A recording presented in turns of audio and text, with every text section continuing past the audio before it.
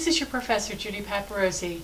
I noticed on quiz number 8, or the 8th quiz, a lot of you are having problems. You're using, the way I want you to correct a run-on sentence, which is when you have two sentences that are so closely related that you want to combine them. And what are two sentences? Both sentences have a subject, a verb, and express a complete thought.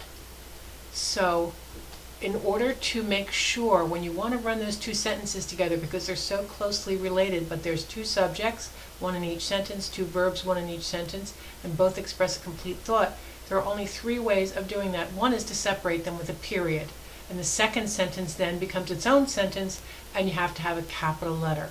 So you can never, ever start a sentence in English without a capital letter, nor can you use a numeral like 10,000, but not writing 10, T-E-N, thousand, but writing 10, comma, 000. You can never start a sentence in English without a capital letter, which means it has to be the uppercase one, or you cannot, nor can you start a sentence in English with a number that is not written out in words. Okay, it has to be written out in words, and of course it needs to be capitalized.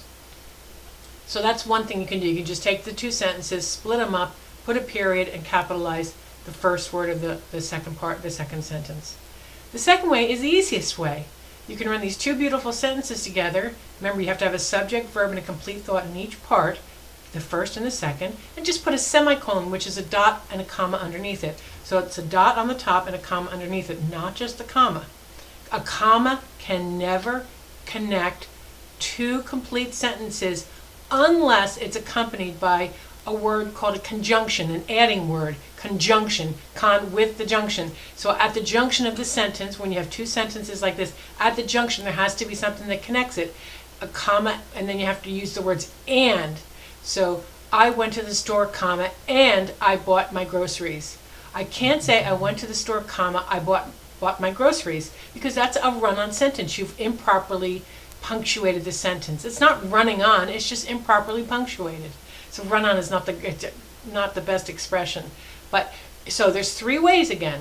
Separate the two sentences with a period, but make sure that second sentence has a capital letter at the beginning. Use the magical semicolon to separate the two sentences, and a semicolon is not two dots, it's the dot with a comma underneath it. And the third way is to use the comma, but also to combine the comma with a conjunction like and, but, for, since, etc.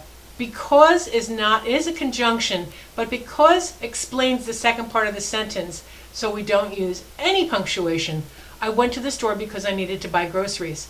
Period. No comma, no anything. I don't need anything because explains the second sentence, and it's a beautiful segue, for a lack of a better term. So good luck on your 8th quiz. And by the way, a lot of you are missing things like putting an apostrophe S or an S apostrophe when showing possession.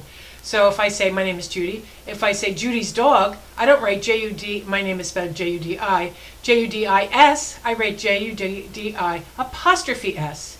If I'm referring to the parents' worries about the children, and I'm referring to two parents, it's parents with an apostrophe after it to show that it's plural. So apostrophe before the S shows that it's singular, and apostrophe after the S shows that it's plural. And there are exceptions to that, like the word children's and men's. I gave you a list of the exceptions to that S apostrophe S. There are some words that are plural in and of themselves, like men, women, and children. And so they have S apostrophe, and it's just this exception to the rule. So good luck in these quizzes. You're doing great, and I'm giving feedback once you've taken the quiz 2 or 3 times and I'm not doing well. I'm giving feedback to you on the quiz itself, so please check there. Thank you.